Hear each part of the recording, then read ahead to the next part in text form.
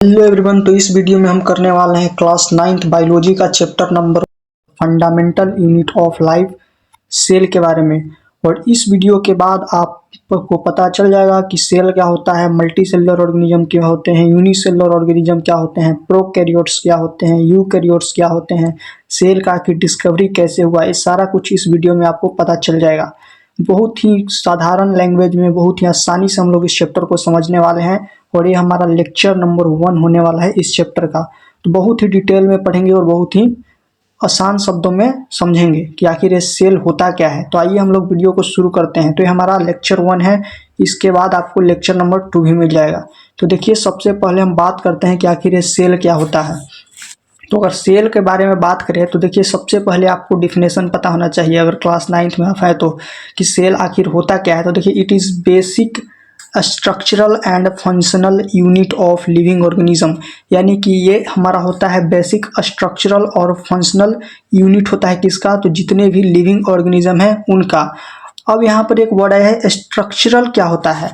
तो ये सेल हमारा स्ट्रक्चरल यूनिट इसलिए कहा गया है क्योंकि हमारे शरीर का जितना भी स्ट्रक्चर है वो किस चीज़ से बना हुआ है, तो सेल से बना हुआ है। जैसे कि हमारे घर जो होता है, हमारा घर होता है, उसका स्ट्रक्चर किस चीज़ से बना होता है, तो ब्रिक से बना होता है, ईंटों से बना होता है।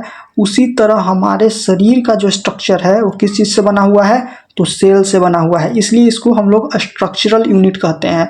उसके बाद इसको फंक्शनल इसलिए कहा जाता है क्योंकि जितना भी फंक्शन है, जैसे कि हमारे अंदर डाइजेशन हो रहा है, रेस्पिरेशन हो रहा है, मतलब कि खाना से एनर्जी ले रहे हैं, उसके बाद एक्सक्रीशन हो रहा है, वेस्ट मटेरियल को शरीर से बाहर निकाल रहे हैं, वो सारा हमारा प्रोसेस है वो कहाँ फंक्शन होता है, तो सेल में ही होता है। इसलिए इसको हम लोग फंक्शनल भी कहते हैं।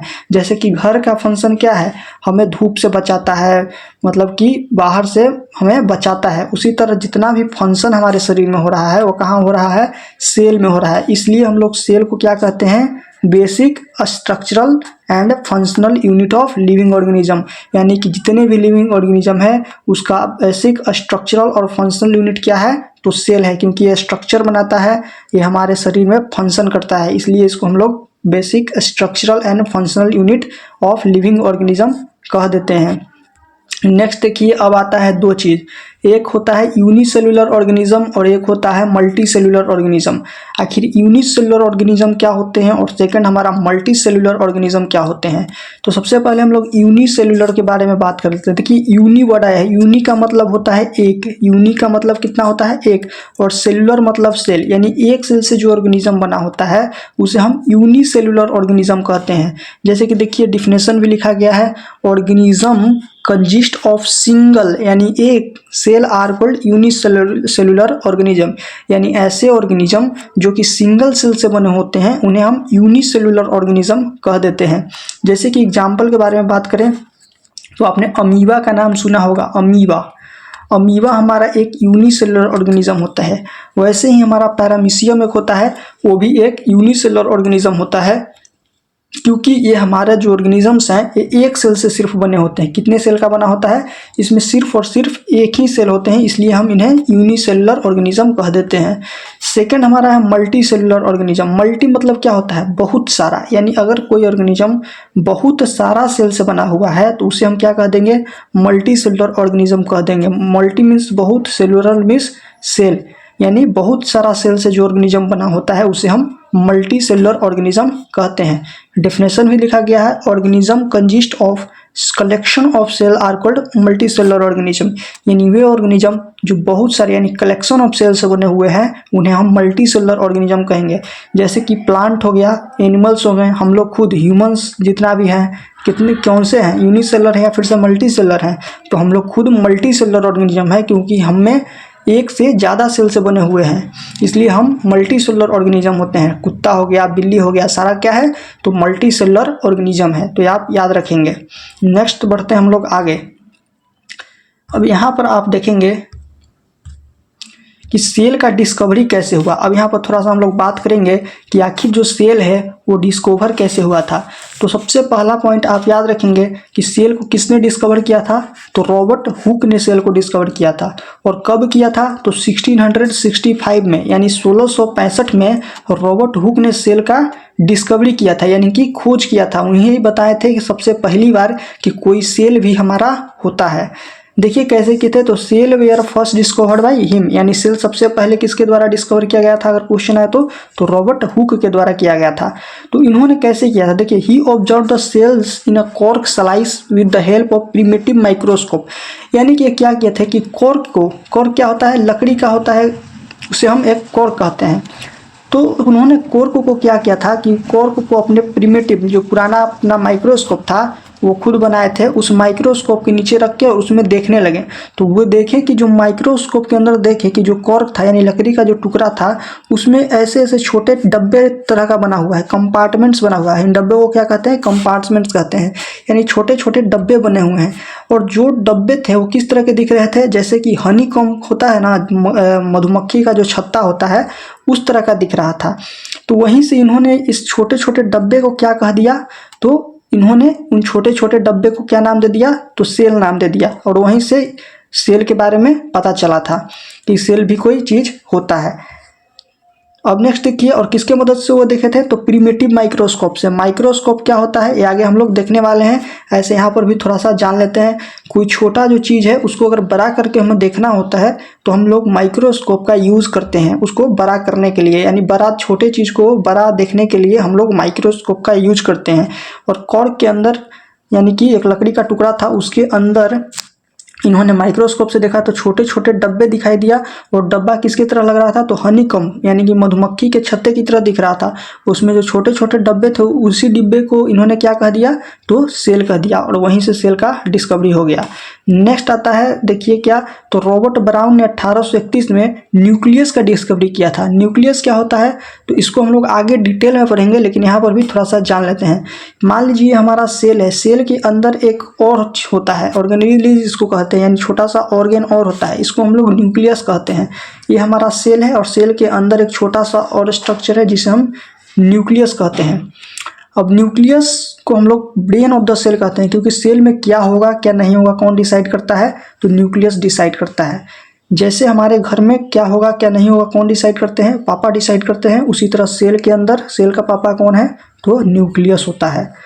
और न्यूक्लियस के बारे में हम लोग आगे डिटेल में पढ़ने वाले हैं। तो यहाँ पर याद रखिएगा कि ब्राउन किसने डिस्कवर किया था न्यूक्लियस को, तो रॉबर्ट ब्राउन ने। और कब किया था, तो 1831 में किया था। चलिए आगे बढ़ते हैं। अब देखिए एक होता है सेल थ्योरी, एग्जाम में आता है कि सेल थ्योरी किसने दिया था। तो आप याद रखेंगे कि सेल थ्योरी के बारे में अगर आपसे पूछा जाए तो याद रखेंगे कि स्क्लेडन 1838 में and Schwann in 1839 gave cell theory. तो सेल थ्योरी को कब दिया गया था, तो 1838 में स्क्लेडन ने बताया था और 1839 एंड 39 में स्वान ने बताया था। That all plants and animals are composed of cell and the cell is the basic unit of life। तो सेल थ्योरी क्या है, तो सेल थ्योरी किसने दिया था, तो पूछा जाएगा तो बताना है स्क्लेडन एंड स्वान ने दिया था सेल थ्योरी को। और सेल थ्योरी है क्या, तो सेल थ्योरी यही कहता है कि जितना भी प्लांट्स और एनिमल्स हैं वो सब किस चीज़ से बने हुए हैं, तो सेल से बने हुए हैं। और सेल हमारा क्या है, बेसिक यूनिट ऑफ लाइफ है, यानी सब जीवन का सबसे छोटा इकाई क्या है, सेल है। तो आप याद रखिएगा कि सेल थ्योरी के बारे में पूछा जाए तो याद रखिएगा कि सेल थ्योरी क्या है, तो सेल थ्योरी यही है कि all the plants and animals are composed of cell and the cell is the basic unit of life. और किसने दिया था, तो स्क्लेडन एंड स्वान ने दिया था किस चीज़ को, सेल थ्योरी को। अब देखिए इंस्ट्रूमेंट फॉर स्टडिंग सेल, हम लोग किस इंस्ट्रूमेंट का यूज़ करते हैं सेल के बारे में पढ़ने के लिए, उसके बारे में देख लेते हैं। तो देखिए cell are too small, cell की बहुत छोटा होता है जो कि आपको नेक्ड आई से दिखाई नहीं देता है, to be seen with the naked eyes, यानी कि बिना खाली आंख से आप अगर देखना चाहेंगे सेल को तो सेल आपको दिखाई नहीं देता है। तो cell are studied with the help of microscope, इसलिए हम लोग सेल के बारे में पढ़ने के लिए किस इंस्ट्रूमेंट का यूज़ करते हैं, तो माइक्रोस्कोप का यूज़ करते हैं। और माइक्रोस्कोप क्या होता है, तो देखिए माइक्रोस्कोप से हम लोग क्या करते हैं कि जो छोटा चीज़ है उसको अगर बड़ा करना है तो उसके लिए हम यूज़ करते हैं माइक्रोस्कोप का, यानी छोटे चीज़ को बड़ा देखने के लिए हम लोग माइक्रोस्कोप का यूज़ करते हैं। माइक्रोस्कोप देखिए क्या होता है, तो these are high resolution instrument, तो ये हाई रेजुलेशन वाले इंस्ट्रूमेंट्स होते हैं that are used for observing the fine detail of very minute object, यानी छोटे ऑब्जेक्ट के डिटेल को जानने के लिए हम लोग एक हाई रेजुलेशन यानी हाई पावर वाले एक इंस्ट्रूमेंट का यूज़ करते हैं। उस इंस्ट्रूमेंट को क्या कहते हैं, माइक्रोस्कोप कहते हैं। यानी छोटे चीज़ों के बारे में पढ़ने के लिए हम लोग एक इंस्ट्रूमेंट का यूज़ करते हैं, उस इंस्ट्रूमेंट को क्या कहते हैं, माइक्रोस्कोप कहते हैं। नेक्स्ट हम लोग आगे बढ़ते हैं। अब देखते हैं all living organism present on the earth can be classified into following two type, यानी जितने भी लिविंग ऑर्गेनिज्म इस धरती पर हैं उन्हें दो कैटेगरी में बांटा गया है। तो पहला कैटेगरी क्या है, तो पहला है नॉन सेलुलर, और दूसरा कैटेगरी क्या है, तो दूसरा कैटेगरी है सेलुलर ऑर्गेनिज्म। यानी जितने भी ऑर्गेनिज्म थे उनको दो ग्रुप में डिवाइड कर दिया गया, पहला सेलुलर ऑर्गेनिज्म में और दूसरा नॉन सेलुलर ऑर्गेनिज्म में। अब एक एक करके देखते हैं कि ये नॉन सेलुलर ऑर्गेनिज्म क्या होते हैं और ये सेलुलर ऑर्गेनिज्म क्या होते हैं। तो सबसे पहले हम लोग बात करते हैं नॉन सेलुलर। यहाँ पर वर्ड ही लग गया है नॉन और सेलुलर, यानी कोई सेल नहीं है, मतलब कि नॉन सेलुलर में सेल नहीं है। तो देखिए that do not contain any cell in their body, यानी ऐसे ऑर्गेनिज्म जिसके बॉडी में कोई भी सेल नहीं है उसे हम क्या कह देंगे, नॉन सेलुलर ऑर्गेनिज्म कह देंगे। और नॉन सेलुलर ऑर्गेनिज्म का एग्जाम्पल अगर पूछा जाए तो उसका एग्जाम्पल क्या है, वायरस। वायरस एक नॉन सेलुलर ऑर्गेनिज्म होता है क्योंकि इसके बॉडी में एक भी सेल नहीं होता है। Virus lake any membrane and hence do not show character of life, virus के पास कोई सेल का मेम्ब्रेन भी नहीं होता है, इसलिए इसका ये हमारा कोई कैरेक्टर भी नहीं शो करता है लिविंग ऑर्गेनिज्म का। लेकिन जैसे ही एक किसी के बॉडी में इंटर कर जाता है तब यह अपना कैरेक्टर शो करने लगता है किसके तरह, तो लिविंग ऑर्गेनिज्म की तरह। इसलिए आप वायरस को ना ही बाहर है हमारे शरीर से तो उसको हम लोग नॉन सेलुलर कहेंगे, लेकिन जैसे ही किसी के बॉडी में इंटर करता है तो उसे हम सेलुलर ऑर्गेनिज्म कहने लगते हैं क्योंकि वो कैरेक्टर ऑफ लाइफ दिखाने लगता है। सेकंड देखिए नॉन सेलुलर, यानी कि अगर एग्जाम्पल आपसे पूछा जाए नॉन सेलुलर का तो सिंपल आप वायरस याद रख सकते हैं कि वायरस एक नॉन सेलुलर ऑर्गेनिज्म है। नेक्स्ट देखिए सेलुलर ऑर्गेनिज्म। सेलुलर ऑर्गेनिज्म क्या होते हैं, that contain either one or many cells in their body, यानी ऐसे ऑर्गेनिज्म जिनके बॉडी में या तो एक सेल हो या तो एक से भी ज़्यादा सेल हो, 20 हो, 100 हो, कितना भी सेल हो, मतलब कि सेल होना चाहिए। अगर सेल है तो उसको हम लोग सेलुलर ऑर्गेनिज्म कह देंगे। जैसे कि एग्जाम्पल बैक्टीरिया हो गया, उसके बाद प्लांट्स हो गया, एनिमल्स हो गया, हम लोग खुद हो गए, डॉग्स हो गया, कैट्स हो गया, सब कैसा ऑर्गेनिज्म है, तो सब सेलुलर ऑर्गेनिज्म है क्योंकि इसमें एक से ज़्यादा सेल पाया जाता है। अगर एक भी सेल है जैसे कि अमीबा था तो वो भी हमारा एक सेलुलर ऑर्गेनिज्म के कैटेगरी में ही आएगा। नेक्स्ट देखते हैं, देखिए यहाँ पर cellular organism are again divided into two main group. अब जो सेलुलर ऑर्गेनिज्म हमने देखा यहाँ पर, मतलब कि वो ऑर्गेनिज्म जिसके पास एक या एक से ज़्यादा सेल थे उन ऑर्गेनिज्म को हम क्या कहते हैं, सेलुलर ऑर्गेनिज्म कहते हैं। अब सेलुलर ऑर्गेनिज्म को भी आगे डिवाइड किया गया है दो ग्रुप में, कौन कौन सा, एक प्रोकैरियोट्स एंड दूसरा और कौन सा, यूकैरियोट्स। यानी सेलुलर ऑर्गेनिज्म को दो कैटेगरी में डिवाइड किया गया, एक प्रोकैरियोट्स और दूसरा यूकैरियोट्स में। अब बात करेंगे कि प्रोकैरियोट्स क्या होते हैं और ये यूकैरियोट्स क्या होते हैं। तो देखिए प्रोकैरियोट्स, प्रो मतलब होता है पुराना, ठीक, क्या रखेंगे, प्रो का मतलब पुराना। तो देखिए have primitive and incomplete cell, तो प्रोकैरियोट्स वे ऑर्गेनिज्म होते हैं जिनके पास प्रिमिटिव और इनकम्प्लीट सेल होते हैं, यानी कि पुराने तरह का सेल है और एक तरह से इनकम्प्लीट सेल है, यानी कि कुछ इसमें है और कुछ नहीं है, कुछ कमी है, इसलिए इसको हम लोग इनकम्प्लीट सेल कह देते हैं। और वो किसके अंदर आते हैं, तो प्रोकैरियोट्स के अंदर आते हैं। सेकंड देखिए दे कंटेन प्रोकैरियोटिक सेल, और प्रोकैरियोट्स जो ऑर्गेनिज्म होते हैं उनके हम लोग क्या कहते हैं, उनके पास क्या होता है, प्रोकैरियोटिक सेल होता है। Second size of cell is generally small, जो प्रोकैरियोटिक ऑर्गेनिज्म होते हैं उनका जो सेल का साइज होता है वो बहुत ही कम होता है, जैसे कि 1 से लेकर 10 मिलीमीटर के, एमएम मतलब मिलीमीटर होता है, तो 1 से लेकर 10 मिलीमीटर के बीच में रह सकता है। नेक्स्ट न्यूक्लियस इज एब्सेंट, तो प्रोकैरियोटिक ऑर्गेनिज्म के पास न्यूक्लियस नहीं होता है, यानी सेल के अंदर जो यहाँ पर बताए थे कि ब्रेन ऑफ द सेल होता है वो नहीं होता है, सिर्फ सेल होता है, उसके अंदर न्यूक्लियस नहीं रहता है। उसके बाद इसके पास सिंगल क्रोमोसोम होते हैं, यानी जितने भी प्रोकैरियोट्स ऑर्गेनिज्म रहेंगे उनके पास एक क्रोमोसोम रहता है। कितना क्रोमोसोम रहता है? एक ही क्रोमोसोम रहता है। क्रोमोसोम क्या होता है? तो क्रोमोसोम होता है एक थ्रेड के जैसा, धागे के जैसा स्ट्रक्चर होता है जिसमें आपका डीएनए मतलब कि पैक रहता है, यानी डीएनए जिसमें रहता है उसे हम क्रोमोसोम कहते हैं सिंपल भाषा में। और डीएनए क्या होता है? तो डीएनए वो जीन है मतलब कि जिससे एक ऑर्गेनिज्म से दूसरे ऑर्गेनिज्म में कैरेक्टर को ट्रांसफर किया जाता है। Nucleus is absent, nucleolus is absent, nucleolus इसमें नहीं होता है। न्यूक्लियोलस क्या होता है? देखिए इसको तो ऐसे हम डिटेल में आगे पढ़ने वाले हैं न्यूक्लियोलस के बारे में, लेकिन यहाँ पर भी समझ लेते हैं। तो देखिए सेल के अंदर न्यूक्लियस होता है और यहाँ पर एक और स्ट्रक्चर होता है जिसे हम न्यूक्लियोलस कहते हैं। न्यूक्लियोलस के पास कोई मेम्ब्रेन नहीं होता है।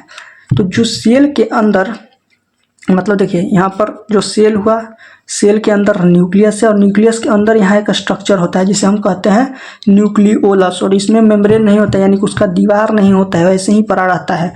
तो क्या होता है कि साइटोप्लाज्म, सेल का जो बाहरी में लिक्विड पड़ा होता है सेल के अंदर, उसको हम साइटोप्लाज्म कहते हैं। तो यहाँ प्रोटीन बनता है और डीएनए, यहाँ जो न्यूक्लियस है इसमें से आरएनए बनता है, और यही दोनों प्रोटीन और आरएनए को जोड़कर राइबोसोम बनाने का काम कौन करता है? तो यहाँ जो न्यूक्लियोलस होता है वो राइबोसोम बनाने का काम करता है। इसलिए राइबोसोम भी बहुत इंपॉर्टेंट स्ट्रक्चर है, लेकिन ये हमारा कहाँ, इसमें प्रोकैरियोटिक सेल में नहीं होता है, एब्सेंट रहता है।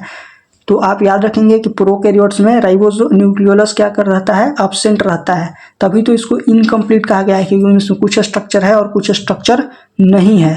अब देखिए membrane bound cell organelles are absent, यानी जितने भी मेम्ब्रेन वाला स्ट्रक्चर हैं जिसमें मेम्ब्रेन है वे इसमें एब्सेंट है, जैसे कि माइटोकॉन्ड्रिया नहीं है, राइबोसोम नहीं है, गोल्गी बॉडी नहीं है, कोई भी स्ट्रक्चर इसमें आपको देखने को नहीं मिलता है। Cell division take place by binary fission or budding, और इसमें सेल का यानी एक सेल से दूसरे दो सेल कैसे बनता है? तो या तो बाइनरी फ्यूजन से, यानी एक सेल ही दो सेल में टूट जाएगा, या तो बडिंग होगा, जिसको आपने पढ़ा होगा कि एक स्ट्रक्चर बड निकलता है और बड टूटकर एक नया ऑर्गेनिज्म का फॉर्मेशन कर देता है। तो आप याद रखेंगे कि यहाँ पर सेल डिवीजन होता है बाइनरी फ्यूजन से और सेकंड बडिंग के मदद से। नेक्स्ट देखिए इसका एग्जाम्पल क्या हो सकता है किसका? तो हमारा प्रोकैरियोट्स का। तो प्रोकैरियोट्स में हमारा आ जाता है आर्कीबैक्टीरिया, एक तरह का बैक्टीरिया होता है, बैक्टीरिया और साइनोबैक्टीरिया, जिसको हम लोग ब्लू ग्रीन अलगी भी कहते हैं। तो ये आप एग्जाम्पल याद रखेंगे किसका? प्रोकैरियोट्स का। अब हम लोग यूकैरियोट्स देखते हैं। तो यूकैरियोट्स कौन होते हैं? जिसके पास एडवांस एंड कंप्लीट सेल होता है, यानी ये एडवांस है, मतलब कि प्रोकैरियोट्स के बाद बना है, इसलिए इसको एडवांस हम लोग कह दिए हैं। और इसके पास कंप्लीट सेल है, मतलब इसके पास सारा ऑर्गन है, एक मतलब कि पूरा तरह से कंप्लीट है, मतलब कि इसमें कमी नहीं है। देखिए next, they contain eukaryotic cell, और इसके पास कौन सा सेल होते हैं? यूकैरियोट्स जो ऑर्गेनिज्म होते हैं उनके पास जो सेल होता है उसको हम लोग क्या कह देते हैं? तो यूकैरियोटिक सेल कह देते हैं। इनका जो साइज होता है वो जनरली लार्ज होता है, यानी कि इसका साइज होता है वो बड़ा होता है। कितना होता है? तो 5 से लेके 100 मिलीमीटर के बीच में हो सकता है। कोई 6 मिलीमीटर होगा, 10 मिलीमीटर है, 99 मिलीमीटर है, लेकिन 100 और 5 के बीच में ही रहेगा। न्यूक्लियस इसमें रहता है, यानी कि सेल है और सेल के अंदर ये न्यूक्लियस, जिसको हम ब्रेन ऑफ द सेल कहते हैं, वो इसमें प्रेजेंट रहता है। इसके पास देखिए contain more than one chromosome, और क्रोमोजोम यानी कि जिसमें डीएनए होता है यहाँ पर एक से ज़्यादा होता है, लेकिन वहाँ पर प्रोकैरियोट्स में एक ही क्रोमोजोम था, लेकिन इसमें आपको एक से ज़्यादा क्रोमोजोम देखने को मिल सकता है। किसमें? तो यूकैरियोट्स में। न्यूक्लियोलस भी इसमें रहता है, न्यूक्लियोलस यूकैरियोट्स में रहता है और प्रोकैरियोट्स में नहीं था। Membrane bound cell organelles such as mitochondria, plastid, Golgi apparatus are present, यानी जितने भी मेम्ब्रेन बाउंड स्ट्रक्चर्स हैं वो इस सेल्स के अंदर प्रेजेंट रहते हैं। इन सभी के बारे में हम लोग आगे एक एक करके पढ़ेंगे कि माइटोकॉन्ड्रिया क्या है, प्लास्टिड क्या है, गोल्गी एपरेटस क्या है, सारे चीज़ के बारे में हम लोग डिटेल में पढ़ेंगे। अभी आप याद रखिएगा कि जो यूकैरियोट्स होते हैं उनके पास जो मेम्ब्रेन बाउंड ऑर्गेनेलिज होते हैं, जैसे कि माइटोकॉन्ड्रिया, प्लास्टिड, गोल्गी एपरेटस, ये सारा चीज़ क्या रहता है? प्रेजेंट रहता है। इसके बाद इसका एग्जाम्पल हम लोग देख लेते हैं कि यूकैरियोट्स का एग्जाम्पल क्या क्या है। तो यूकैरियोट्स में आप याद रखेंगे कि plant cell, animal cell, fungus, ये सभी क्या है? यूकैरियोटिक सेल्स हैं, यानी कि एक तरह से यूकैरियोटिक ऑर्गेनिज्म से कौन? तो प्लांट्स, एनिमल और फंगस हमारा क्या है? यूकैरियोटिक ऑर्गेनिज्म है। तो इस वीडियो में हम लोग इतना ही रखेंगे, इतना आप पढ़ के आएंगे और नेक्स्ट वीडियो में हम लोग इसके आगे कंटिन्यू करेंगे। तो लेक्चर 1 आपको कैसा लगा नीचे कमेंट में बताइएगा। और इसी तरह हम लोग पूरा क्लास 9th और 10th का साइंस करने वाले हैं। तो चलिए मिलते हैं नेक्स्ट वीडियो में।